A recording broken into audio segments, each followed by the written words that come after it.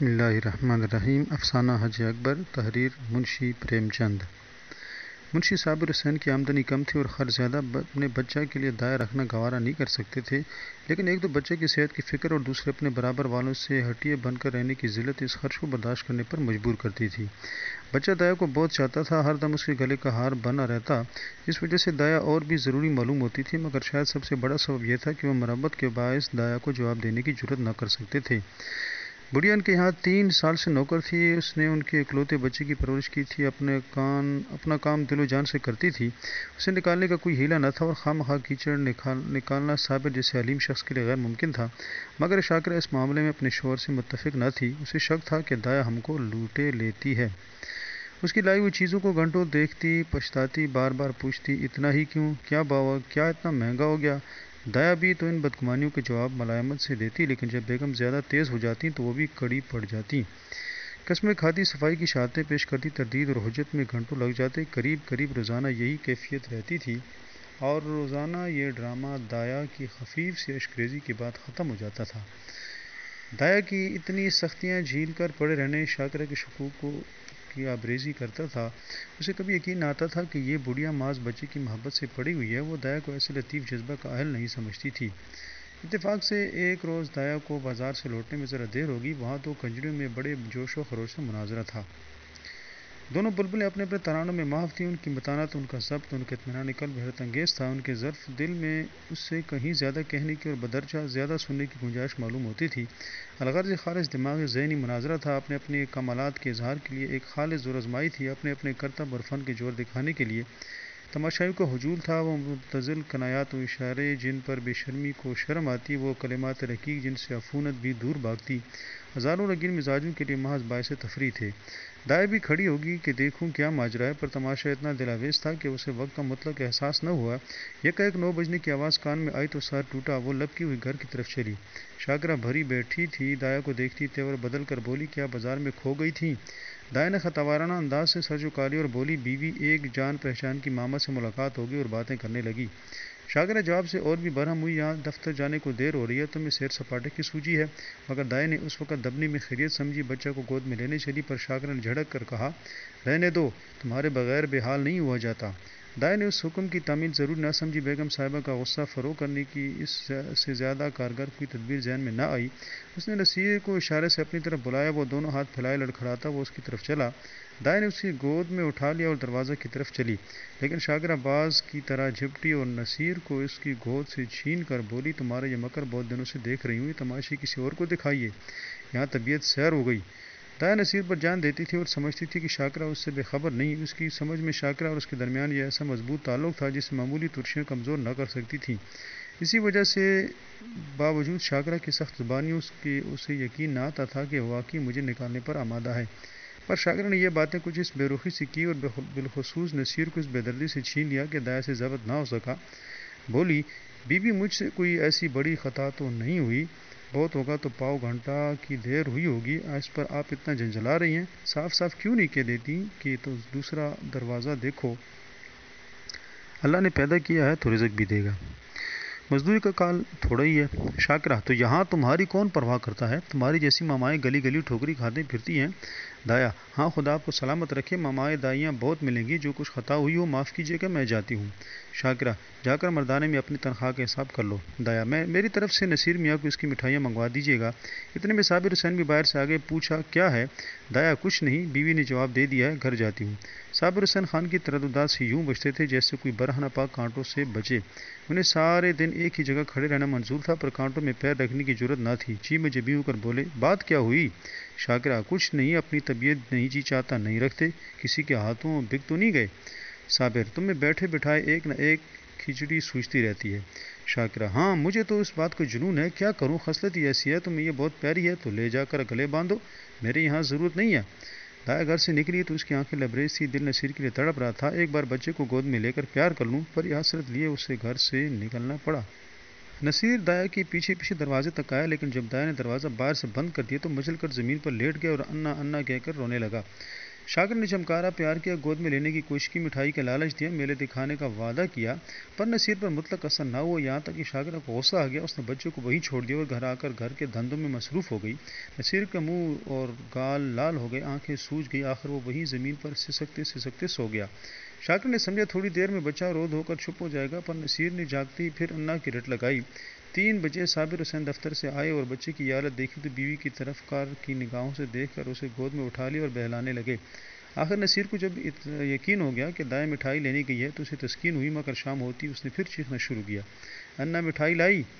اس طرح 2-3 دن گزر گئے۔ نصیر کو انا کی رٹ لگانے اور رونے کے سوا اور کوئی کام نہ تھا۔ وہ بے ضرر کتا جو ایک لمحے کے لیے اس کی گود سے جدا نہ ہوتا تھا، وہ بے زبان بلی جسے طاق پر بیٹھے دیکھ کر وہ خوشی سے پھولا نہ سماتا تھا، وہ طائر بے پرواز جس پر وہ جان دیتا تھا، سب اس کی نظروں سے گر گئے۔ وہ انا کی خالی کوٹری میں جا کر گھنٹوں بیٹھا رہتا، اسے امید ہوتی تھی کہ انا یہاں آتی ہوگی۔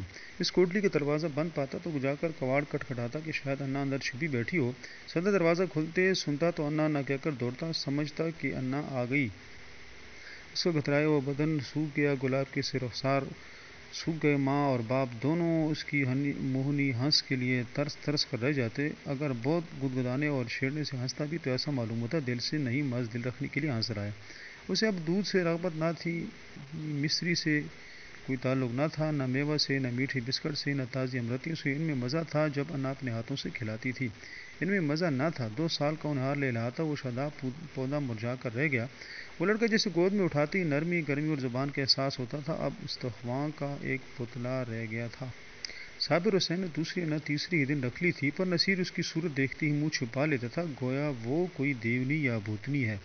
عالم وجود میں دایا کو نہ دیکھ کر نصیر اب زیادہ تر عالم خیال میں رہتا۔ وہاں اس کی اپنی انا چلتی پھرتی نظر آتی، اس کی وہی گود تھی، وہی محبت، وہی پیاری باتیں، وہی پیارے پیارے گیت، وہی مزیدار مٹھائیاں، وہی سہانا سنسار، وہی دلکش لیل و نہار۔ اکیلے بیٹھے انا سے باتیں کرتا، انا کتا بھونکے، انا گائے دودھ دیتی، انا اجلا اجلا گھوڑا دوڑتا۔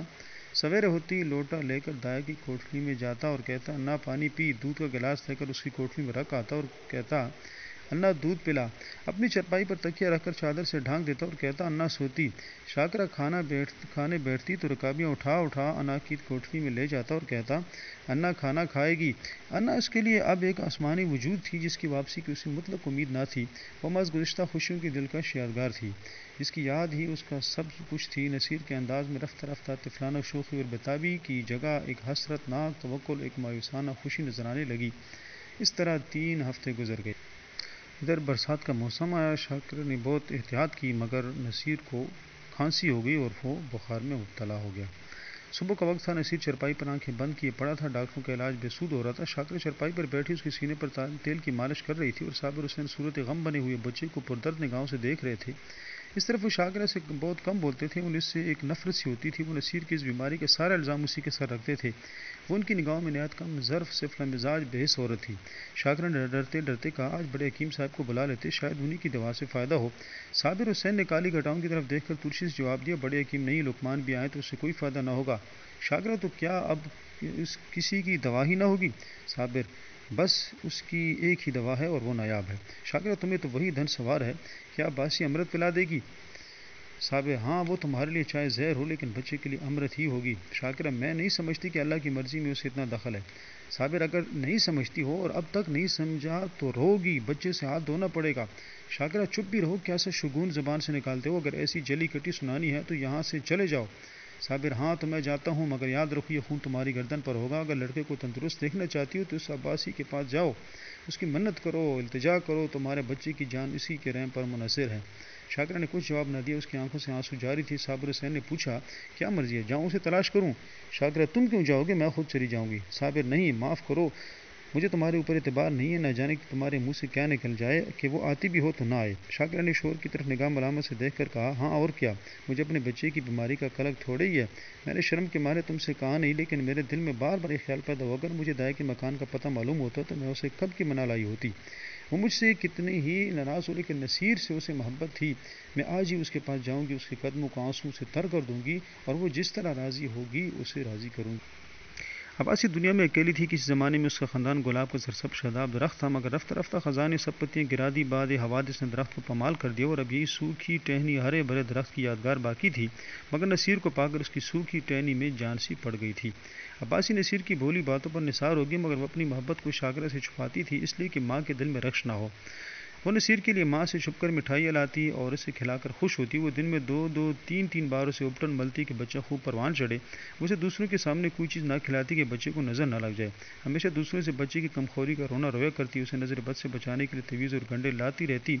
یہ اس کی خالص مادرانہ محبت تھی، جس میں اپنے روحانی احتجاج کے سوا اور کوئی غرض نہ تھی. اس گھر سے نکل کر آج عباسی کی وہ حالت ہو گئی جو تھیٹر میں یکایک بجلیوں کے گل جانے سے ہوتی ہے. اس کی آنکھوں کے سامنے وہی صورت ناچ رہی.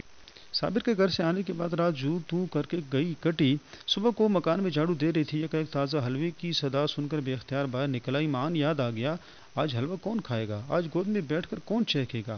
وہ نغمہ مسرت سننے کے لیے جو حلوہ کھاتے وقت نصیر کی آنکھوں سے، ہونٹوں سے اور جسم کے ایک ایک عضو سے برستا تھا. عباسی کی روح تڑپ اٹھی. وہ بےقراری کے عالم میں گھر سے نکلی کہ چلو نصیر کو دیکھ آؤں، پر آدھے راستے سے لوٹ گئی. نصیر عباسی کے دھیان سے ایک نمبر کے لیے بھی نہیں اترتا تھا. وہ سوتے سوتے چونک پڑتی. معلوم ہوتا نصیر ڈنڈے کا گھوڑا دبائے چلا آتا ہے. پڑوسنے کے پاس جاتی تو نصیری کا چرچا کرتی. اس کے گھر کوئی آتا تو نصیری کا ذکر کرتی. نصیر اس کے دل اور جان میں بسا ہوا تھا. شاکرہ کی بے رخی اور بدسلوکی کی ملال کے لیے اس میں جگہ نہ تھی. آسمان پر کالی گھٹائیں چھائی ہوئی تھیں اور ہلکی ہلکی پھواریں پڑ رہی تھیں. دہلی اسٹیشن پر زائرین کو ہجوم تھا. کچھ گاڑیوں میں بیٹھے تھے، کچھ اپنے گھر والوں سے رخصت ہو رہے تھے. عباسی بھی ایک گاڑی میں بیٹھی سوچ رہی تھی، ان بھلے آدمیوں کو اب بھی دنیا کی فکر نہیں چھوڑتی. وہی خرید و فروخت، لین دین کے چرچے. نصیر اس وقت یہاں ہوتا تو بہت روتا. میرے گود سے کسی طرح نہ اترتا. لوٹ کر ضرور اسے دیکھنے جاؤں گی. یا اللہ کسی طرح گاڑی چلے. گرمی کا مارے کلیجہ بھونا جاتا ہے. اتنی گھٹا امڑی ہوئی ہے، برسنے کا نام ہی نہیں لیتی. معلوم نہیں یہ ریل والے کیوں دیر کر رہے ہیں. یکایک اس نے صابر حسین کو بائی سائیکل لیے پلیٹ فارم پر آتے دیکھا. ان کا چہرہ اترا ہوا تھا اور کپڑے تر تھے. وہ گاڑیوں میں جھانکنے لگے. عباسی ماضی دکھانے کے لیے کہ میں بھی حج کرنے جا رہی ہوں. گاڑی سے باہر نکل آئی. صابر حسین اسے دیکھتی لپک کر قریب آئے اور بولے، کیوں عباسی تم بھی حج کو چلی؟ عباسی نے فخری انکسار سے کہا، ہاں یہاں کیا کروں، زندگی کا کوئی ٹھکانہ نہیں. معلوم نہیں کب آنکھیں بند ہو جائیں. خدا کے یہاں منہ دکھانے کے لیے بھی تو کوئی سامان چاہیے. نصیر میاں تو اچھی طرح ہے نا؟ صابر، اب تم تو جا رہی ہو، نصیر کا حال پوچھ کر کیا کرو گی؟ اس کے لیے دعا کرتی رہنا. عباسی کا سینہ دھڑکنے لگا. گھبرا کر بولی، کیا دشمنوں کی طبیعت اچھی نہیں ہے؟ صابر، اس کی طبیعت تو اسی دن سے خراب ہے جس دن تم وہاں سے نکلی. کوئی 2 ہفتہ تک تو شب روز انا انا کی رٹ لگاتا رہا اور اب 1 ہفتہ سے کھانسی اور بخار میں مبتلا ہے. ساری دوائیں کر کے ہار گیا، کوئی نفع ہی نہیں ہوتا. میں نے ارادہ کیا تھا کہ چل کر تمہاری منت سماجت کر کے لے چلوں. کیا جانے تمہیں دیکھ کر اس کی طبیعت کچھ سنبھل جائے، لیکن تمہارے گھر پر آیا تو معلوم ہوا کہ تم حج کرنے جا رہی ہو. اب کس منہ سے چلنے کو کہوں؟ تمہارے ساتھ سلوک کی کون سا اچھا کیا تھا کہ اتنی جرت کر سکوں اور پھر کار ثواب میں رکھنا ڈالنے کا بھی خیال ہے. جاؤ، اس کو خدا حافظ ہے. حیات باقی ہے تو صحت ہو ہی جائے گی، ورنہ مشیت عزتی سے کیا چارہ. عباسی کی آنکھوں میں اندھیرا چھا گیا. سامنے چیزیں تیرتی ہوئی معلوم ہوئی. دل پر ایک عجیب وحشت کا غلبہ ہوا. دل سے دعا نکلی، اللہ میرے جان کے صدقے میرے نصیر کا بال بیکا نہ ہو. لیکن سے گلا بھر آیا، میں کیسی سنگ دل ہوں. میرا پیارا بچہ رو رو کر ہلکان ہو گیا اور اسے دیکھنے تک نہ گئی. شاکرہ بد مزاج سی، بد زبان سی. نصیر نے میرا کیا بگاڑا تھا؟ میں نے ماں کا بدلہ نصیر سے لیا. یا خدا میرے گناہ بخشیو. انداز وحشت میں بولی، دودھ تو پیتے ہیں نا؟ صابر، تم دودھ پینے کو کہتی ہو؟ اس نے 2 دن سے آنکھیں تو کھولی نہیں. عباسی، یا میرے اللہ، ارے او کلی بیٹا، آ کے میرا اسباب گاڑی سے اتار دے. اب مجھے حج وج کی نہیں سوچتی. ہاں بیٹا جلدی کر. میاں دیکھیے کوئی حقہ ہو تو ٹھیک کر لیجیے. یہ کر روانہ ہوا. سامنے سڑک پر کئی بگیاں کھڑی تھی. گھوڑا آہستہ آہستہ چل رہا تھا. عباسی بار بار جھنجھلاتی تھی اور ایک بان سے کہتی تھی، بیٹا جلدی کر، میں تجھے کچھ زیادہ دے دوں گی. راستے میں مسافروں کی بھیڑ دیکھ کر اسے غصہ آتا تھا. اس کا جی چاہتا تھا گھوڑے کے پر لگ جاتے. لیکن جب صابر حسین کا مکان قریب آ گیا تو عباسی کا سینہ زور زور سے اچھلنے لگا. بار بار دل سے دعا نکلنے لگی، خدا کرے سب خیر و عافیت ہو. یہ صابر حسین کی گلی میں داخل ہوا. دفعتاً عباسی کو رونے کی آواز آئی. اس کا کلیجہ منہ کو آ گیا. سر تورا گیا. معلوم ہوا دریا میں ڈوبی جاتی ہوں. جی چاہا یکا سے کود پڑوں، مگر ذرا دیر میں معلوم ہوا کہ عورت میکا سے بدا ہو رہی ہے. تسکین ہوئی. آخر صابر حسین کا مکان آ پہنچا. عباسی نے ڈرتے ڈرتے دروازے کی طرف تاکا، جیسے کوئی گھر سے بھاگا ہوا یتیم لڑکا شام کو بھوکا پیاسا گھر آئے اور دروازے کی طرف سہمی ہوئی نگاہ سے دیکھے کہ کوئی بیٹھا تو نہیں. دروازے پر سناٹا چھایا ہوا تھا. باورچی بیٹا حقہ پی رہا تھا. عباسی کو ذرا ڈھارس ہوئی. گھر میں داخل ہوئی تو دیکھا کہ نئی دایا بیٹھی پولٹس پکا رہی ہے. کلیجہ مضبوط ہوا. شاکرہ ایک کمرے میں گئی تو اس کا دل گرما کی دوپہری دھوپ کی طرح کانپ رہا تھا. شاکرہ نصیر کو گود میں لیے دروازے کی طرف ٹکٹکی لگائے تاک رہی تھی. غم و ریاض کی زندہ تصویر. عباس نے شاکرہ سے کچھ نہیں پوچھا. نصیر کو اس کی گود سے لے لیا اور اس کی منہ کی طرف چشمے پرنم سے دیکھ کر کہا, بیٹا نصیر آنکھیں کھولو. نصیر نے آنکھیں کھولی. ایک لمحہ تک دایا کو خاموش دیکھتا رہا. تب یکایک دایا کے گلے سے لپٹ گیا اور بولا, انا آئی انا آئی. نصیر کا زرد مرجھایا ہوا چہرہ روشن ہو گیا, جیسے بجھتے ہوئے چراغ میں تیل جائے. ایسے معلوم ہوا گویا وہ کچھ بڑھ گیا ہے. ایک ہفتہ گزر گیا. صبح کا وقت تھا. نصیر آنگن میں کھیل رہا تھا. صابر حسین نے آ کر اسے گود میں اٹھا لیا اور پیار کر کے بولا, تمہاری انا کو مار کر بھگا دیں. نصیر نے منہ بنا کر کہا, نہیں روئے گی. عباسی بولی, کیوں بیٹا, مجھے تو نے کعبہ شریف نہ جانے دیا. میرے حج کا ثواب کون دے گا؟ صابر حسین نے مسکرا کر کہا, تمہیں اس سے کہیں زیادہ ثواب ہو گیا. اس حج کا نام حج اکبر ہے.